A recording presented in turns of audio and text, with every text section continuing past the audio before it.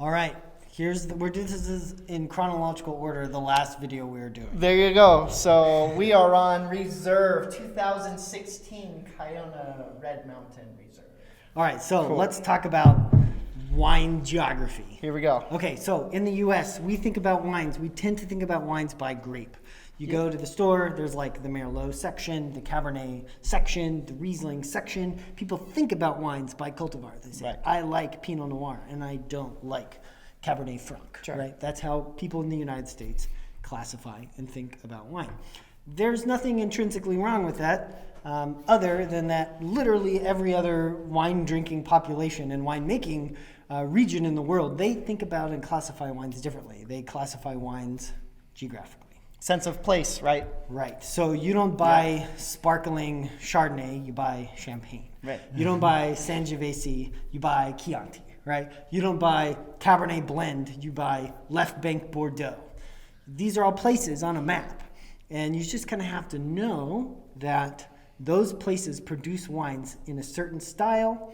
And Using certain cultivars. right. And the fact that any bottle of wine from Bordeaux is 63% Cabernet and 27% Merlot doesn't matter, because the implicit agreement there between producer and consumer is that the producer knows what they're doing, Right. and that vintage and that place produced the best wine that happened to be that ratio. Right. And it's really also a matter of tradition as well, right? You have your family cellar, oftentimes in Europe where these cultivars are from, right? You have your family growing grapes. They're also picking the grapes and they're also making them into wine in their little, basement or chateau that they have on the property. So in a sense, it's also a logistical thing for these people because, the wines mature for 2 years in the cellar or what have you, and then you got to make space for the new vintage and it can't hold 3 years worth of fruit. So all of a sudden you're blending the wines together and that's essentially your bottle. That's more or less the European tradition of these areas. So, we decided to adopt that philosophy. Yeah. For a couple of reasons. First of all, we are a modern New World version of that type of structure. Our family planted the grapes, we grow the grapes, we pick the grapes, we make the grapes into wine. We are responsible for our product from start to finish. Yeah. Also, we are heavily invested in Red Mountain's success and failures, I suppose. Right. As Red Mountain goes, so does Kiona. We are growing fruit not only for our own winery, but also 60 other high-end wineries. So we need Red Mountain to be good. We also need people to know what to expect when they see Red Mountain on the label. And so we used to have wines that were called Estate Reserve Cabernet Sauvignon and Estate Reserve Merlot. And so we were basically saying this is the best version of a wine that we can make that is at least 75% Cabernet Sauvignon, because that's the federal rule. To put Cabernet Sauvignon on a label, it has to be at least 75% that cultivar.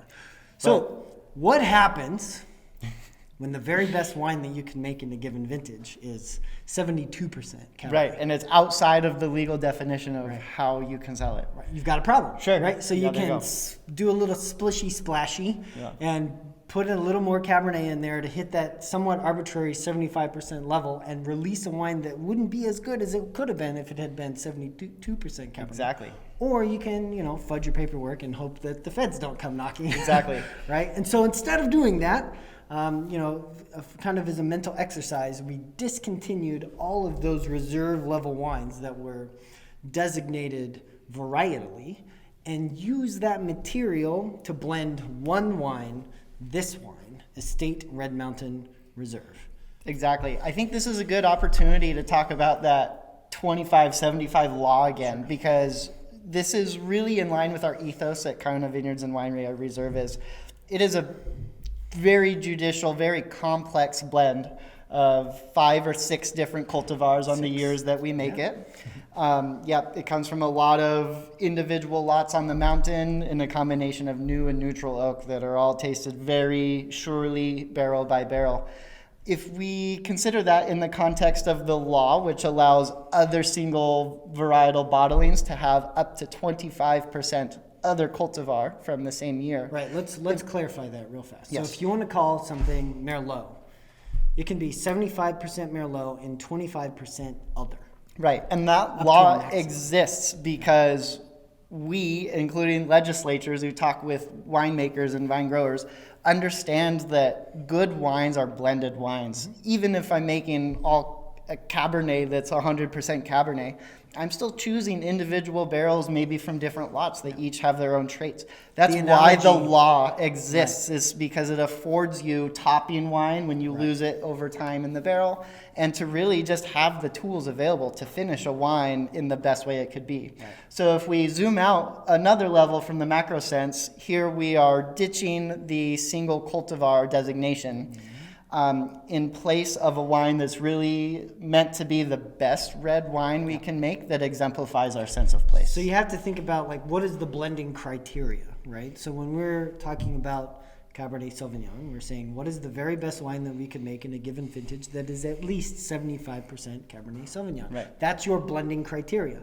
With this wine, basically, we are removing that varietal constraint. Yep. And so the analogy that I like to use is like a Lego bin, right? So I have kids. I spend a lot of time digging around in a Lego bin. So you can think of all those components that are downstairs in the barrel as individual pieces of Lego. And it's up to us to pluck those pieces out and build them into the coolest, most badass Lego possible. Right. And that's what this wine is. And we don't have to worry about the color of the pieces or where it came from or any of these things. Just whatever tastes best.